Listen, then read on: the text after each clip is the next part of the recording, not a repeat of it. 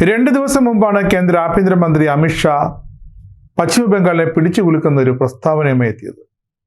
അഴിമതി ഇടപാടുകളും എല്ലാം പൂട്ടിക്കിട്ടും, മമതയെ പൂട്ടിക്കെട്ടിക്കും, ബംഗാളിനെ അങ്ങനെ ശുദ്ധമാക്കും. പാവപ്പെട്ടവർക്ക് സ്കൂളുകൾ പണിയുന്നതിനേക്കാൾ മദ്രസകൾ പണിയുന്ന മമതയ്ക്ക് ഇനി ഒരു ദാക്ഷിണ്യം ഉണ്ടാകില്ലെന്നാണ് അമിത്ഷാ വ്യക്തമായി മുന്നറിയിപ്പ് നൽകിയത്. പണി കൊടുത്തിരിക്കുമെന്ന അമിത്ഷായുടെ പ്രഖ്യാപനത്തിന് പിന്നാലെ മമതയ്ക്ക് ഇഡിയും സുപ്രീം കോടതിയും ഇരട്ട അടിയാണ് നൽകിയത്. മമതയുടെ രാഷ്ട്രീയ ബുദ്ധികേന്ദ്രമായ ഐപാക്കിന്റെ മേധാവിയെ തന്നെ ഇഡി അറസ്റ്റ് ചെയ്ത് ജയിലിലിട്ടിരിക്കുന്നു. അടുത്ത പ്രഹരമായി വോട്ടർ പട്ടികയിൽ നിന്നും പേര് നീക്കം ചെയ്യപ്പെട്ടവർക്ക് വരുന്ന നിയമസഭാ തെരഞ്ഞെടുപ്പിൽ വോട്ട് ചെയ്യാൻ സൗകര്യം നൽകണമെന്ന മമതയുടെ ഹർജി സുപ്രീം കോടതി നിരുപാധികം തള്ളി. 1-2 പേർക്ക് വേണ്ടിയില്ല, 31 ലക്ഷം പേർക്ക് വേണ്ടിയാണ് മമത ഈ ഒരു ആവശ്യം ഉന്നയിച്ചത്. കാരണം ഇവരാണ് മമതയുടെ വോട്ട് ബാങ്ക്. മൊത്തത്തിൽ 91 ലക്ഷം പേരെയാണ് SIR പൂർത്തീകരിച്ചപ്പോൾ പശ്ചിമ ബംഗാളിലെ വോട്ടർ പട്ടികയിൽ നിന്നും പുറത്തായത്. അപ്പീലുകൾ തീർപ്പാക്കാൻ ബാക്കിയുള്ള പശ്ചാത്തലത്തിൽ ഇനി ഇത്തരമൊരു ഹർജി പരിഗണിക്കേണ്ട ഒരു കാര്യവുമില്ലെന്നാണ് സുപ്രീം കോടതി ഡിവിഷൻ ബെഞ്ച് വ്യക്തമായി പറഞ്ഞത്. സംസ്ഥാനത്ത് ഏതാണ്ട് 34 ലക്ഷം അപ്പീലുകൾ ഇപ്പോഴും പരിഗണനയിലുണ്ട് എന്നാണ് കോടതി ചൂണ്ടിക്കാട്ടിയത്. അപ്പീലുകൾ തീർപ്പാക്കുന്നതിന് മുമ്പ് വോട്ട് ചെയ്യാൻ അനുവദിക്കുന്നത് അത് നിയമവിരുദ്ധമാണെന്നാണ് സുപ്രീം കോടതിയുടെ ഏറ്റവും നിർണായകമായ വിലയിരുത്തൽ.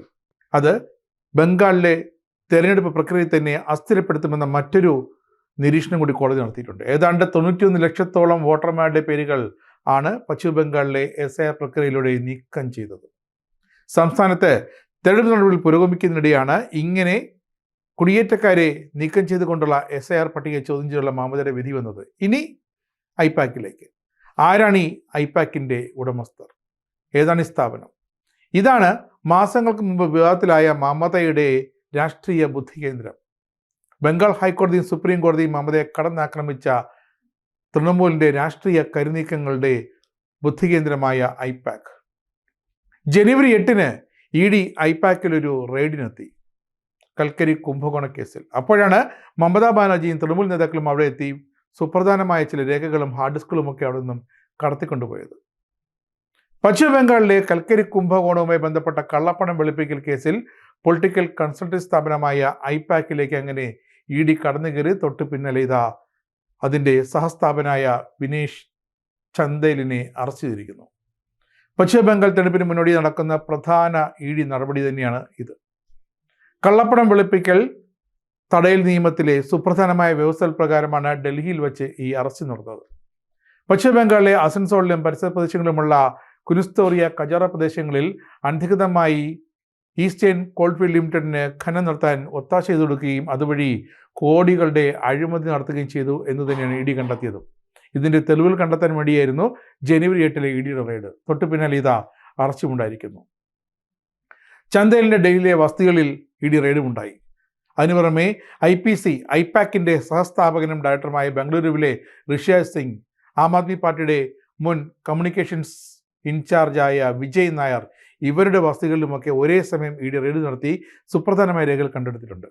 ബാക്കി സുപ്രധാന രേഖകളും ഹാർഡ് ഡിസ്കുകളുമൊക്കെ സാക്ഷാൽ ബംഗാൾ മുഖ്യമന്ത്രി മമതാ ബാനർജിയുടെ കയ്യിലാണ്. അങ്ങനെയെങ്കിൽ മമതയും കൊടുക്കുമെന്ന് ഉറപ്പാണ്. ഈ രേഖകൾ തിരിച്ചേൽപ്പിക്കാൻ മമതയ്ക്ക് സുപ്രീം കോടതി അന്ത്യശാസനവും നൽകിയിരുന്നു. എന്തായാലും ED അത് നിയമപരമായ പ്രക്രിയയിലൂടെ തന്നെ ഈ മമതയുടെ കൈവശമുള്ള സുപ്രധാനമായ രേഖകൾ, നിർണായകമായ കൽക്കരി കുംഭകോണവുമായി ബന്ധപ്പെട്ട രേഖകൾ കൈവശപ്പെടുത്താനുള്ള നീക്കത്തിലാണ്.